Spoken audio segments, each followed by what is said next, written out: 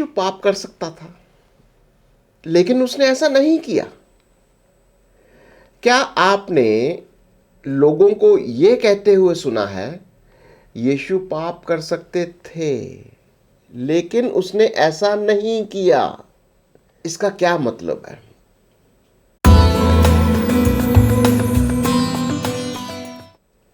जब बाइबल कहती है यीशु को परीक्षा दी गई थी हर तरह से जैसे हमें, फिर भी उसने पाप नहीं किया। आइए जांच करते हैं कि अगर यीशु पाप कर सकता था या नहीं, तो यीशु पाप कर ही नहीं सकता था। कुछ आयतें हैं जो हमें थोड़ा सुझाव देंगी कि यीशु पाप कर सकता था लेकिन उसने ऐसा नहीं किया। तो चलो पहले उसकी जांच करते हैं।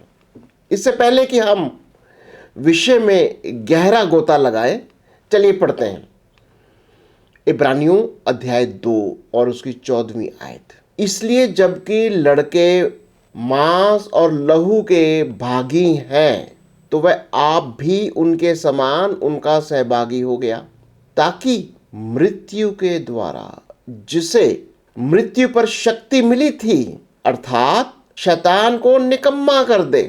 जितने मृत्यु के भय के मारे जीवन भर दास्तों में फंसे थे, उन्हें छुड़ा ले, क्योंकि वह तो स्वर्गदूतों को नहीं वरन इब्राहिम के वंश को संभालता है। इस कारण उसको चाहिए था कि सब बातों में वह अपने भाइयों के समान बने, जिससे वह सब उन बातों को जो परमेश्वर से संबंध रखती हैं एक दयालु और विश्वास योग्य महायाजक बने, ताकि लोगों के पापों के लिए प्रायश्चित करे। क्योंकि जब उसने परीक्षा की दशा में दुख उठाया, तो वह उनकी भी सहायता कर सकता है जिनकी परीक्षा होती है। इब्रानियों 4 में हम पढ़ते हैं, सो जब हमारा ऐसा बड़ा महायाजक है जो स्वर्गों से होकर गया है, अर्थात परमेश्वर का पुत्र यीशु, तो आओ हम अपने अंगीकार को दृढ़ता से थामे रहें। क्योंकि हमारा ऐसा महायाजक नहीं जो हमारी निर्बलताओं में हमारे साथ दुखी ना हो सके, वरन वह सब बातों में हमारी नाई परखा तो गया, तो भी निष्पाप निकला। इसलिए आओ हम अनुग्रह के सिंहासन के निकट हियाव बांध कर चलें कि हम पर दया हो और वह अनुग्रह पाए जो आवश्यकता के समय हमारी सहायता कर सके। आइए हम एक और आयत पढ़ते हैं, मत्ती अध्याय 4 उसकी पहली आयत से हम पढ़ते हैं। तब उस समय आत्मा यीशु को जंगल में ले गया, ताकि इब्लीस से उसकी परीक्षा हो। ऊपर दी आयतों से क्या कहती हैं? यीशु ने हमारी मानवता को साझा किया, और ये आयतें क्या कहती हैं? यीशु को हमारे जैसा बनाया गया था, पूर्ण मानव हर तरह से। और ये आयतें क्या कहती हैं? यीशु पीड़ित हुआ जब वह परीक्षा में गया, और यीशु को परीक्षा दी गई थी हर तरह से जैसे हमें परीक्षा में डाला जाता है। और अंत में मत्ती सुसमाचार में हम देखते हैं कि यीशु को परीक्षा दी गई थी शैतान के द्वारा जंगल में। लेकिन इसका क्या मतलब है? क्या यीशु पाप कर सकता था? यीशु की परीक्षा कैसे हो सकती है यदि वह पाप कर ही नहीं सकता? या दूसरे शब्दों में, यीशु की परीक्षा कैसे हो सकती है अगर उसके पास पाप का स्वभाव ही नहीं था? आइए हम पाप को परिभाषित करें रोमियो 3 के 23 के अनुसार। इसलिए कि सबने पाप किया और परमेश्वर की महिमा से रहित हैं। दूसरे शब्दों में, पाप परमेश्वर की महिमा से रहित है। परमेश्वर की प्रकृति के बारे में अब हम परमेश्वर को जानते हैं, स्वभाव से वह पवित्र है। आइए पढ़ते हैं परमेश्वर की पवित्रता, इसके कुछ वचन। लेव्य व्यवस्था 11:45 कहता है, क्योंकि मैं वह यहोवा हूं जो तुम्हें मिस्र देश से इसलिए निकाल ले आया हूं कि तुम्हारा परमेश्वर ठहरूं। इसलिए तुम पवित्र बनो, क्योंकि मैं पवित्र हूं। प्रेरित पत्रस अपने पहले पत्र में इन्हीं शब्दों को दोहराता है जो हम यशायाह 6 में पढ़ते हैं। सेराफिम ऊंची आवाज से बोल रहे थे, पवित्र पवित्र पवित्र सर्वशक्तिमान प्रभु है, सारी पृथ्वी उसकी महिमा से भरी हुई है।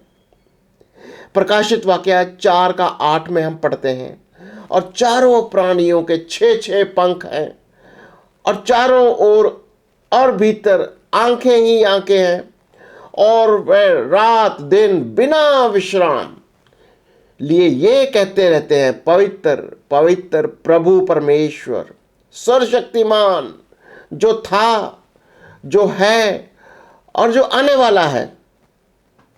यशायाह 43:15 में हम पढ़ते हैं, मैं यहोवा तुम्हारा पवित्र, इज़राइल का सृजनहार, तुम्हारा राजा हूं।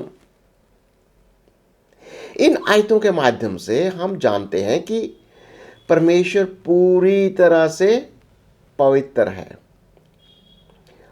पाप परिभाषित किया जा सकता है कैसे? अराजकता के रूप में। पहला यूहन्ना 3 में हम पढ़ते हैं और 4 आयत से, जो कोई पाप करता है वह व्यवस्था का विरोध करता है। तो पाप तो व्यवस्था का विरोध है। दूसरे शब्दों में, पाप कानून को तोड़ता है या उल्लंघन करता है। अब कानून क्या है? नियम। यह परमेश्वर का स्वभाव ही है। उदाहरण के लिए, स्वभाव से परमेश्वर वह अपने कानून का उल्लंघन नहीं कर सकता, वह हत्या नहीं कर सकता। स्वभाव से परमेश्वर झूठ या धोखा नहीं दे सकता। स्वभाव से परमेश्वर व्यभिचार नहीं कर सकता। स्वभाव से परमेश्वर लालच नहीं कर सकता। पाप परमेश्वर के स्वभाव से रहित है। अब चलो प्रलोभन की परिभाषा देखते हैं। आजमाइश। प्रलोभन के लिए इस्तेमाल किए गए एक यूनानी शब्द पिराजो है। पिराजो 2 तरीकों से इस्तेमाल किया जा सकता है। पहला, प्रलोभन या आजमाइश, कि हम सभी मनुष्य पाप के प्रलोभन के लिए अति संवेदनशील हैं। और दूसरा, परीक्षण यानी टेस्ट, कि इसका अर्थ है, जैसा कि हम इब्रानियों अध्याय 11 में देखते हैं 17वीं आयत में, विश्वास ही से इब्राहिम ने परखे जाने के समय में इसहाक को बलि चढ़ाया, और जिसने प्रतिज्ञाओं को सच माना था। वही यूनानी शब्द पिराजो है, फिर से यहां प्रयोग किया जाता है। शब्द परीक्षण के लिए सरल भाषा में टेस्ट करना, इसका मतलब यह है। लेकिन इस मामले में परीक्षण पाप करने के लिए नहीं था, लेकिन परीक्षा अब्राहम के विश्वास की परीक्षा होनी थी।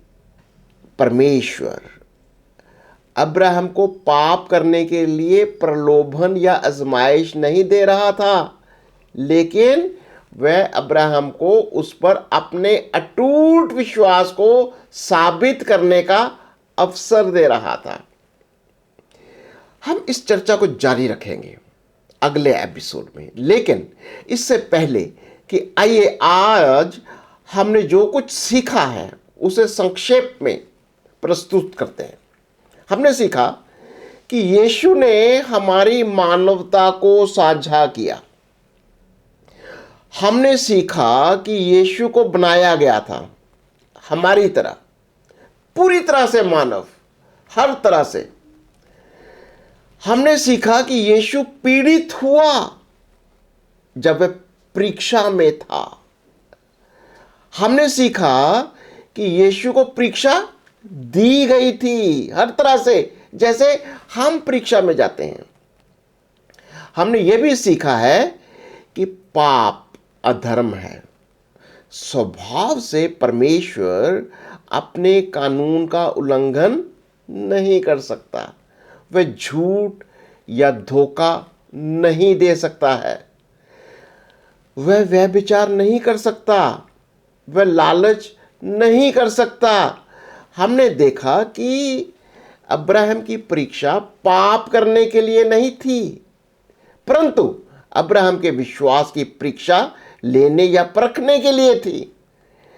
आशा है कि ये अध्ययन आपके लिए एक आशीर्वाद ठहरा। प्रभु आपको बहुत आशीष दे।